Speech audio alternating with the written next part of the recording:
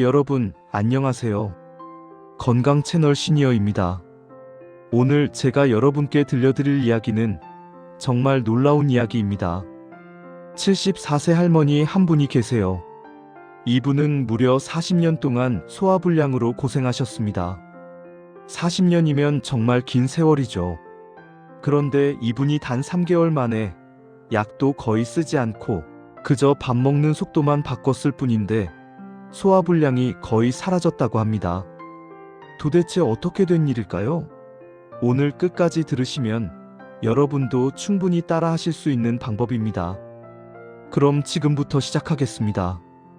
이번에 소개해드릴 분은 경상북도 구미에 사시는 김순자 할머니입니다. 가명이지만 실제 사례를 바탕으로 구성한 이야기예요. 김 할머니는 올해 74살이신데요. 소화불량으로 처음 고생하기 시작한 게 35살 때부터였다고 합니다. 그러니까 거의 40년을 소화불량과 함께 살아오신 거죠. 처음엔 그냥 배가 좀 더부룩하고 가끔 속이 쓰린 정도였대요. 그런데 시간이 지날수록 증상이 점점 심해졌습니다. 밥을 먹고 나면 배가 빵빵하게 부풀어 오르고 트림이 계속 나오고 가슴이 답답하고 심할 땐 명치 부근이 타는 것처럼 아팠다고 해요. 김 할머니는 그동안 정말 많은 노력을 하셨습니다. 병원도 여러 곳을 다녔고요. 내시경 검사도 여러 번 받으셨어요. 위염이 있다는 진단을 받았고 역류성 식도염도 있다고 했습니다. 의사 선생님들은 약을 처방해 주셨고 김 할머니는 성실하게 약을 드셨어요. 소화제도 먹고 위산 억제제도 먹고 장운동 촉진제도 먹었습니다. 한약도 여러 번 지어 드셨고 민간요법도 다 해보셨대요. 양배추즙도 먹고 감자즙도 먹고 매실액도 먹고 그야말로 소화에 좋다는 건 다 해보신 겁니다. 하지만 증상은 좀처럼 나아지지 않았습니다. 약을 먹으면 그때는 좀 괜찮은 것 같은데 약을 끊으면 또 증상이 돌아왔어요. 그렇게 몇 년을 약에 의지하며 살다 보니 나중엔 약 효과도 점점 떨어지는 것 같더래요. 김 할머니는 이렇게 말씀하셨습니다. 약을 먹어도 소용이 없더라고요. 그냥 이게 내 팔자인가 보다. 늙으면 다 이렇게 사는 건가 보다 생각했어요. 주변 친구들도 다 소화 안 된다고 하니까 그냥 그러려니 하고 살았죠. 그런데 김 할머니의 일상을 좀 더 자세히 들여다보면 사실 소화불량이 생길 만한 이유가 있었습니다. 김 할머니는 평생 농사일을 하시며 사셨어요. 새벽 5시면 일어나서 밭에 나가고 점심때 되면 허겁지겁 밥을 먹고 다시 일하러 나가셨죠. 저녁도 마찬가지였어요. 빨리 먹고 빨리 치우고 또 해야 할 일이 있으니까요. 그렇게 평생을 빠르게 먹는 습관이 몸에 배어 있었던 겁니다. 게다가 농사일은 육체 노동이잖아요.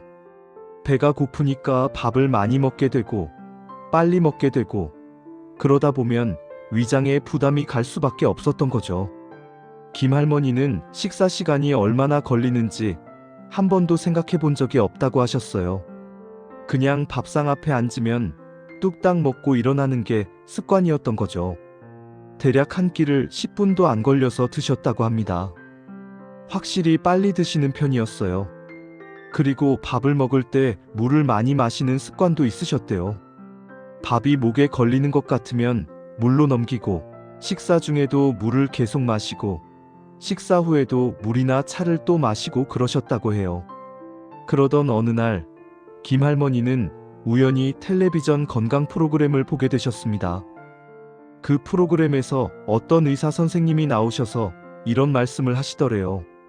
소화불량의 가장 큰 원인 중 하나가 바로 빠른 식사 속도입니다. 음식을 빨리 먹으면 위장이 제대로 준비할 시간이 없어요. 침 분비도 부족하고 위산 분비도 제대로 안 되고 음식을 씹는 횟수도 적으니까 위장에서 소화할 게 너무 많아지는 거죠. 그래서 소화불량이 생기고 역류도 생기고 여러 가지 문제가 생기는 겁니다.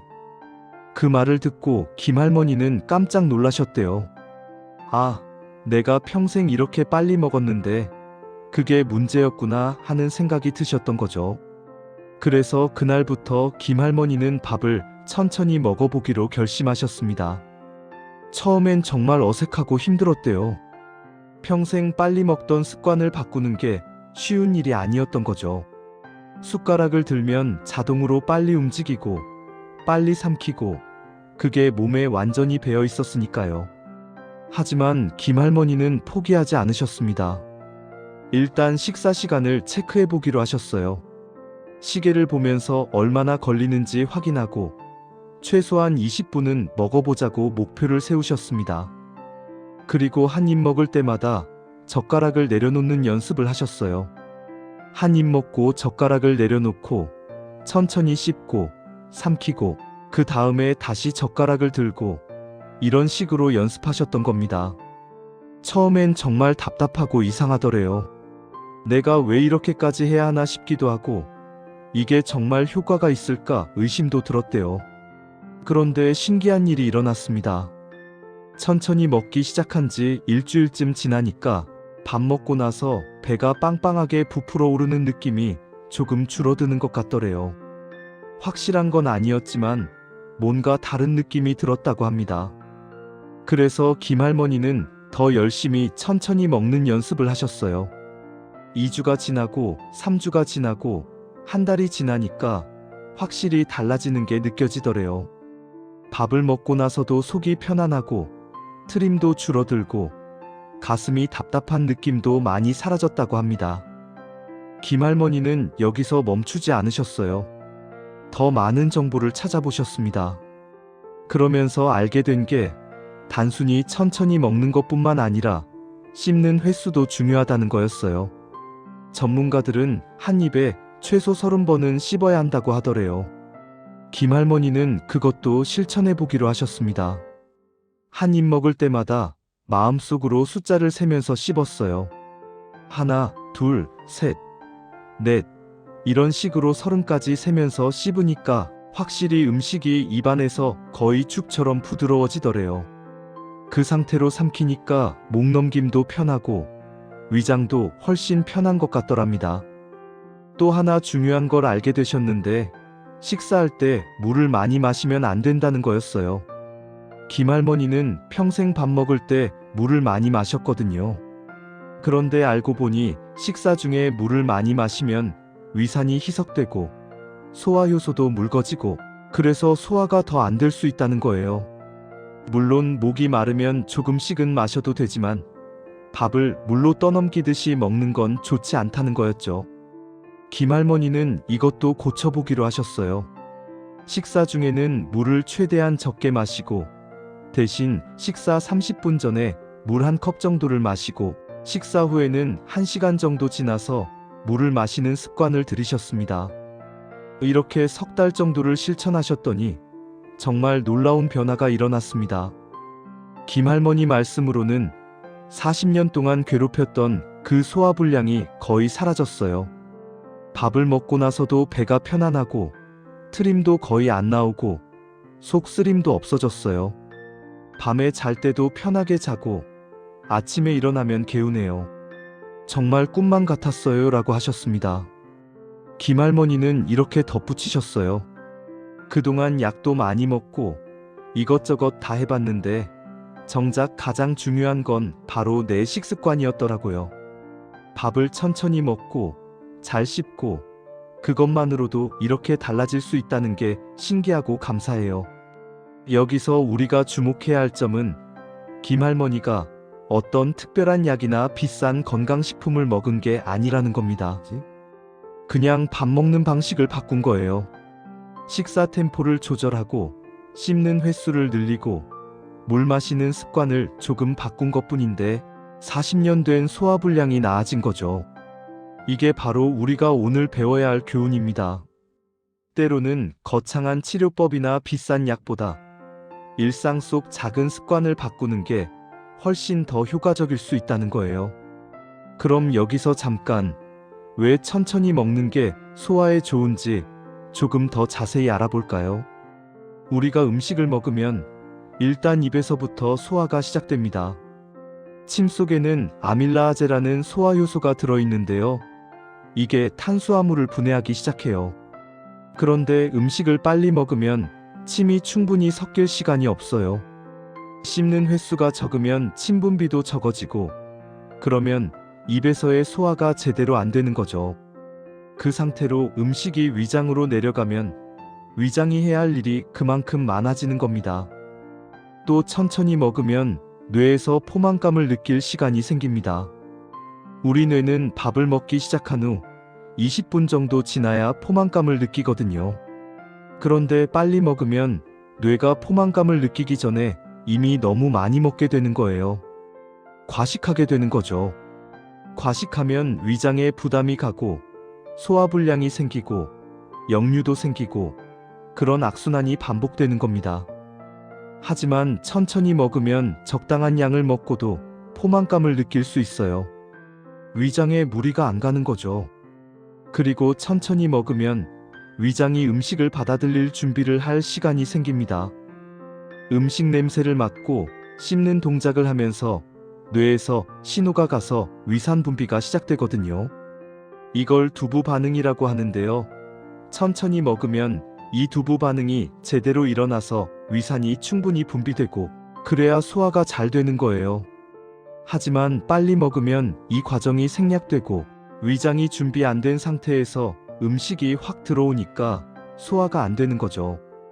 김할머니의 경우를 다시 생각해보면 평생 빨리 먹는 습관 때문에 이런 문제들이 계속 쌓여왔던 거예요.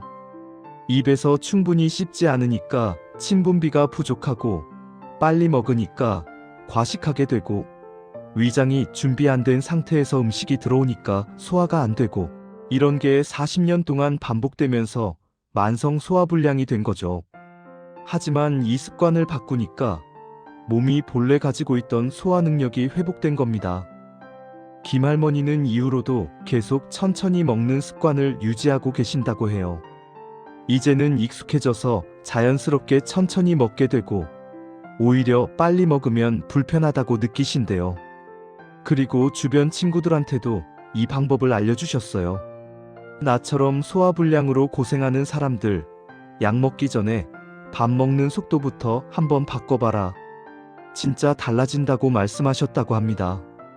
실제로 김할머니 친구 중에 몇 분이 이 방법을 따라 해보셨는데 다들 효과를 봤다고 하더래요. 한 분은 70대 남성분이셨는데 이분도 소화불량과 역류성 식도염으로 오래 고생하셨대요. 김할머니 이야기를 듣고 천천히 먹기 시작했는데 2달 만에 증상이 많이 좋아졌다고 하셨어요. 이분은 이렇게 말씀하셨대요. 처음엔 천천히 먹는 게 답답하고 짜증났는데 그래도 참고 하다 보니까 나중엔 익숙해지더라고요. 그리고 진짜로 속이 편해지는 게 느껴지니까 이제는 안 할 수가 없어요. 이게 습관이 되니까 몸이 편해요. 또 한 분은 60대 여성분이셨는데 이분은 소화불량뿐만 아니라 체중 문제도 있으셨대요. 과식하는 습관 때문에 살이 많이 쪘고 그게 또 소화불량을 악화시키는 악순환이었던 거죠. 그런데 천천히 먹기 시작하면서 자연스럽게 식사량이 줄어들고 몸무게도 조금씩 빠지기 시작했대요. 3개월 동안 약 3kg 정도 빠졌고 소화불량 증상도 많이 좋아졌다고 합니다. 이분은 살도 빠지고 속도 편해지고 일석이조예요 라고 하시며 정말 좋아하셨대요.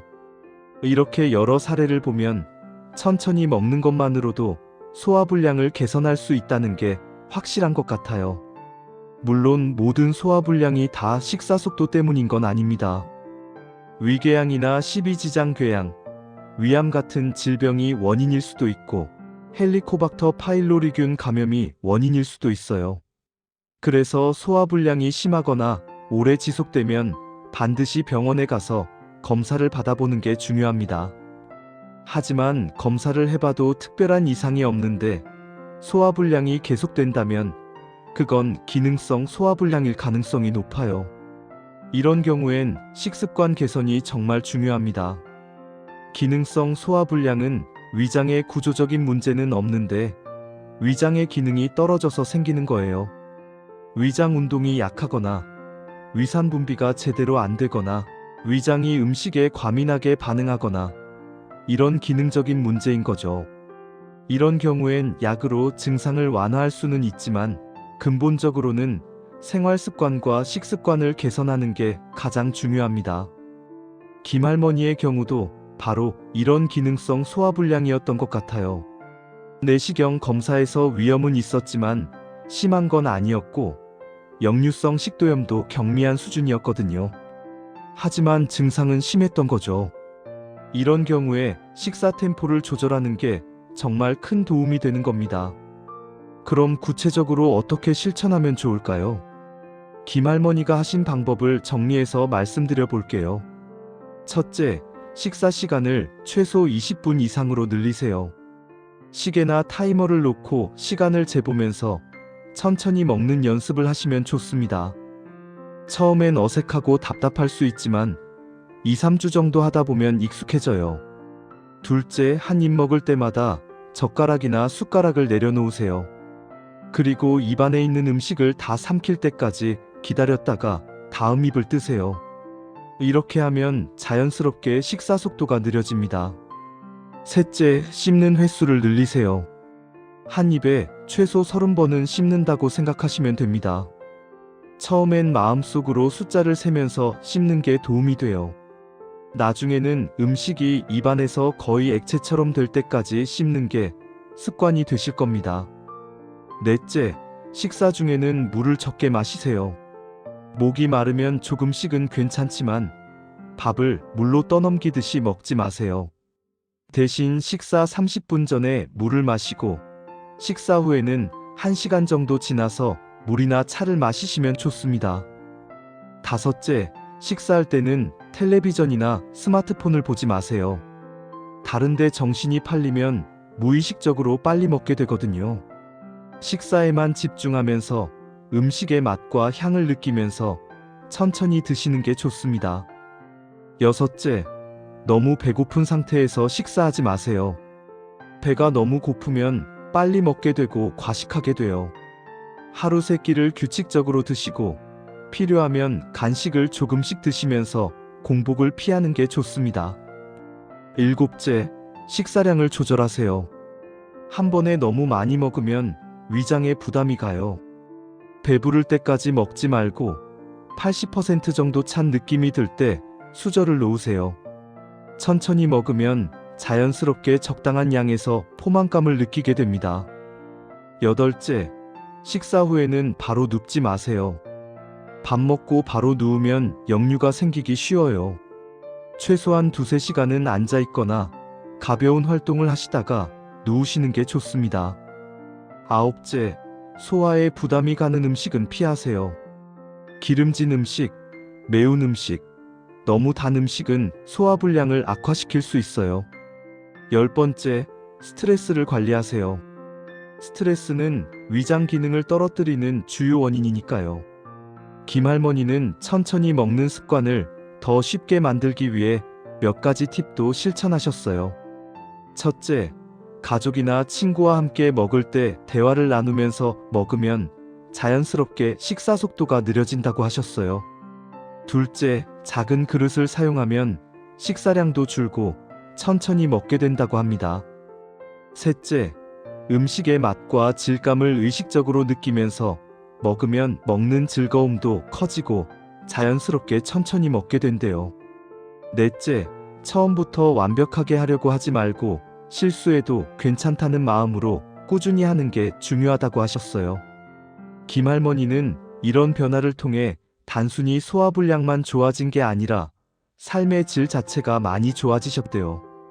밥을 먹는 게 더 이상 고통이 아니라 즐거움이 됐고, 가족들과 식사 시간에 더 많은 대화를 나누게 됐고, 몸이 가벼워지니까 활동도 더 많이 하게 됐다고 합니다. 예전엔 밥만 먹으면 속이 불편해서 누워 있어야 했는데, 이제는 밥 먹고 나서도 산책을 나가거나 집안일을 하거나 할 수 있게 됐대요. 그리고 무엇보다 약을 거의 안 먹게 됐다는 게 정말 좋으시다고 해요. 예전엔 약 없이는 하루도 못 살았는데 이제는 가끔 속이 좀 불편할 때만 소화제를 조금 드시는 정도래요. 김할머니는 이렇게 말씀하셨습니다. 나이 들면 몸이 약해지는 건 당연한 거지만 그래도 내가 노력하면 충분히 건강하게 살 수 있다는 걸 알게 됐어요. 이제는 80까지, 90까지도 건강하게 살 수 있을 것 같아요. 정말 멋진 말씀이죠. 김할머니의 이야기를 들으면서 저도 많은 걸 배웠습니다. 우리는 흔히 건강 문제가 생기면 병원에 가서 약을 받거나 비싼 건강식품을 사 먹거나 특별한 치료를 받아야 한다고 생각하잖아요. 물론 그런 것들도 필요할 때가 있습니다. 하지만 그 전에 먼저 우리 일상 속 습관을 돌아보는 게 중요한 것 같아요. 밥을 어떻게 먹는지, 물을 어떻게 마시는지, 식사 후에 어떻게 생활하는지, 이런 작은 것들이 쌓여서 큰 차이를 만드는 거죠. 특히 소화불량으로 고생하시는 분들은 오늘 이야기를 꼭 기억하셨으면 좋겠어요. 약을 먹어도 효과가 없다고 느끼신다면 한 번쯤은 식사 습관을 점검해 보세요. 내가 밥을 얼마나 빨리 먹고 있는지, 얼마나 많이 씹고 있는지, 물은 얼마나 마시는지, 이런 걸 체크해 보는 거예요. 그리고 천천히 먹는 연습을 시작해 보세요. 처음엔 어색하고 답답할 수 있지만 2, 3주만 참고 하시면 익숙해집니다. 그리고 석 달 정도 꾸준히 하시면 분명히 변화를 느끼실 수 있을 거예요. 또 한 가지 말씀드리고 싶은 건 나이가 들었다고 해서 소화불량을 당연하게 받아들이지 마시라는 거예요. 물론 나이가 들면 소화 기능이 조금씩 약해지는 건 자연스러운 일입니다. 하지만 그렇다고 해서 매일 속이 불편하고 고통스러운 게 정상은 아니에요. 충분히 개선할 수 있는 문제인 거죠. 김할머니도 74살의 나이에 40년 된 소화불량을 고치셨잖아요. 나이는 숫자일 뿐이고 중요한 건 내가 얼마나 노력하느냐인 것 같아요. 그리고 혹시 주변에 소화불량으로 고생하시는 분이 계시다면 오늘 이야기를 꼭 알려주세요. 특히 연세 드신 부모님이나 조부모님께서 약만 드시고 계신다면 식사 습관도 같이 점검해 보시라고 권해드리세요. 함께 천천히 먹는 연습을 하시면 더 좋고요. 가족이 함께 건강해지는 게 가장 좋은 거니까요. 마지막으로 김할머니께서 당부하신 말씀이 있어요. 건강은 하루아침에 좋아지는 게 아니에요. 매일매일 작은 노력이 쌓여서 만들어지는 거죠. 천천히 먹는 것도 처음엔 힘들지만 꾸준히 하다 보면 습관이 되고 습관이 되면 몸이 변하고 몸이 변하면 인생이 변해요. 저처럼 나이 든 사람도 할 수 있으니까 여러분도 충분히 하실 수 있어요. 포기하지 마시고 오늘부터 한번 시작해 보세요. 정말 좋은 말씀이시죠. 저도 오늘 김할머니 이야기를 준비하면서 많은 걸 배웠고 저 자신의 식습관도 돌아보게 됐습니다. 여러분도 오늘 이야기를 들으시면서 혹시 내 식습관 중에 바꿔야 할 게 있는지 생각해 보셨으면 좋겠어요. 건강한 몸은 건강한 습관에서 나오는 거니까요. 여러분, 오늘 준비한 이야기 어떠셨나요? 74세 김순자 할머니께서 40년 된 소화불량을 단 3개월 만에 극복하신 이야기 정말 놀랍고 감동적이지 않나요? 특별한 약이나 비싼 치료 없이 그저 밥 먹는 속도를 천천히 하고 잘 씹고 물 마시는 습관을 조금 바꾼 것만으로도 이렇게 큰 변화가 있었습니다. 여러분도 오늘부터 천천히 먹는 연습을 시작해 보세요. 한 끼에 최소 20분, 한 입에 30번 씹기, 젓가락 내려놓기, 이 3가지만 기억하셔도 충분합니다. 처음엔 어렵지만 꾸준히 하시면 분명히 몸이 달라지는 걸 느끼실 거예요. 오늘도 건강하시길 바랍니다. 이 영상이 도움이 되셨다면 구독 버튼 꼭 눌러주시고요. 좋아요와 알림 설정도 부탁드립니다. 여러분의 소중한 건강 이야기나 궁금한 점이 있으시면 댓글로 남겨주세요. 다음에 또 유익한 건강 이야기로 찾아뵙겠습니다. 건강 채널 시니어였습니다.